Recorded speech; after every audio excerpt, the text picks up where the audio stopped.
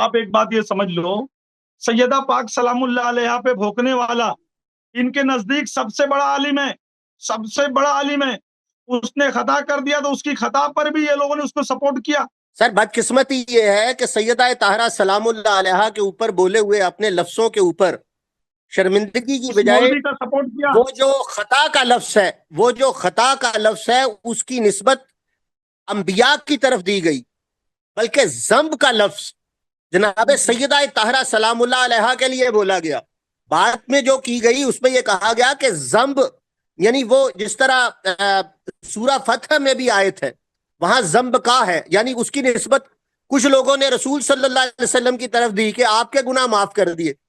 او بھائی، ذنب کا ایک ترجمہ جو ہے وہ الزام بھی ہے، یعنی اس فتح کے صدقے میں اللہ تعالیٰ آپ پر ہر جو الزام ہے وہ دور کر دے گا. نبی کی طرف ذنب کے معنی گناہ کی نسبت لی نہیں جا سکتی.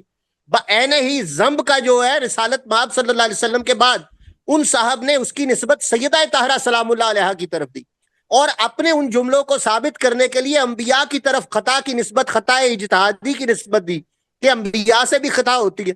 کہ سیدہ طاہرہ سلام اللہ علیہا کو اگر آپ غلطی پہ کہہ دیں تو آپ رافضی نہیں ہیں، اگر اس کے بالمقابل حضرت آپ رافضی ہیں. یہ کون سی بریلویت ہے بھائی؟ ایسی بریلویت کو دور سے سلام. ابھی اس نے کل ایک ہم جملہ سنی کہا. ہیں، الحمدللہ وہ سنی ہیں جو من کنتو مولا ہو فہذا ہاں علی ہاں ہاں، مولا کو مانتے ہیں. بے ہم شک سنی بے ہیں، شک. وہ سنی ہیں جو انی تارکو فیکم الثقلین کو مانتے ہیں. وہ بے شک. سنی ہیں جو اہل بیت اطہار میں سوار ہیں.